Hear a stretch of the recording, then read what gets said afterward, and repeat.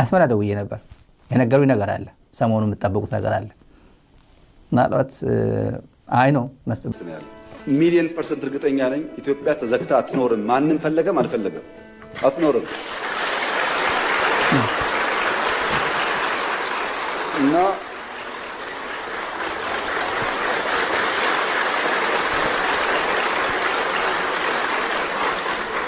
አንደኛው ችግር ትርክት ነው ማይገባቸውን ህግ ማይፈቅድላቸውን እንደዚህ ማያደርግላቸውን ጠየቁ የትኛው ህግ ከወሰደው በኋላ ነው የጠየቅነው ትርክቱ መፈተሽ ያስፈልጋል ሁለተኛው ኢትዮጵያ ካደገች ብሎ የሚሰጉ ሰዎች ደግሞ አሉ አገራት ኢትዮጵያ ኦሬዲ ትልቅ ናት እኮ የት ነው የምታድገው በአፍሪካ ሁለተኛው ትልቁ ፖፑሌሽን እኮ ናት በአለም እኮ 10ኛዋ ናት ትልቅ ናት በነገራችን ላይ በየአመቱ ኢትዮጵያ 3 ሚሊዮን ሰው ገደማ ትጨምራለች በየአመቱ አንዳንድ ኤርትራ ትጨምራለች በየአመቱ ይሄ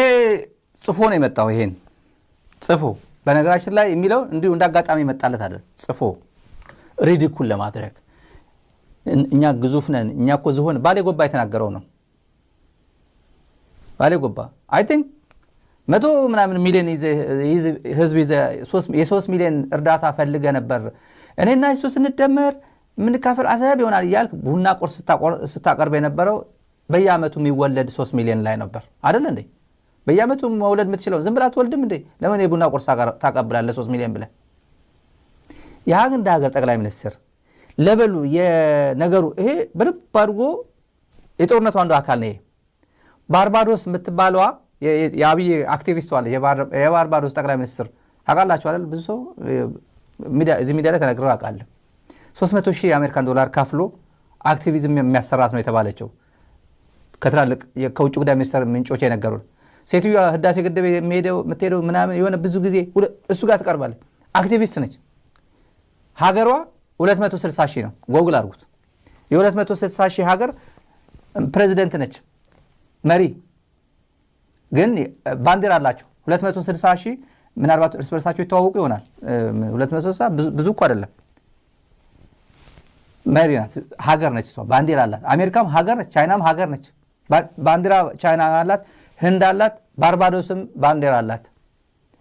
ዲው ሪስፔክት ተሰጣተው በኢንተርናሽናል ሪሌሽን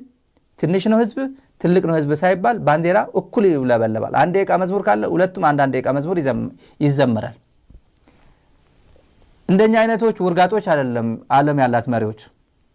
የሰፈር አውደልዳይ በታሪክ አጋጣሚ ትንንሽ ሰዎች ያለን ጌታቸው ረዳ ትንንሽ ሰዎች በታሪክ አጋጣሚ ትልቅ ቦታ ላይ ደርሰው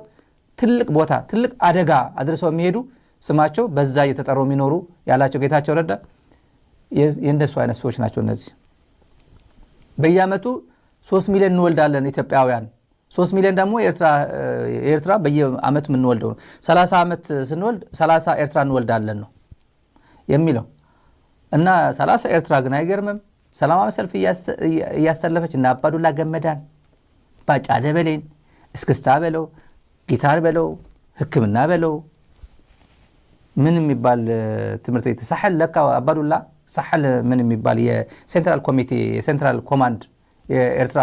የሻዕቢያ አዛዦች ፖሊት ቢሮ ማዘዣ ጣቢያ አካባቢ ነበረው እዛ አካባቢ የሰራው እና አባዱላ ናቸው ማከላይ የኤርትራ ኮማንዶ እነ ስብሐት ኤፍሬም እነ ኢሳያስ ምናምን ያሉበት እነ ሮሞዳን ምናምን ያሉበት ሴንትራል ኮማንድ የሚባለው የገነባው እሱ ነው በድንጋይ እነሱ ናቸው የነገሩን እና ምን የሚባል አስፋልት መንገድ የገጠር እንትንም 4 አመት የገነባው እሱ ነው እና አባዱላ ግን እቺ በየአመቱ የምትወለድ ኤርትራ ነች በየአመቱ ኢትዮጵያ የምትወልዳት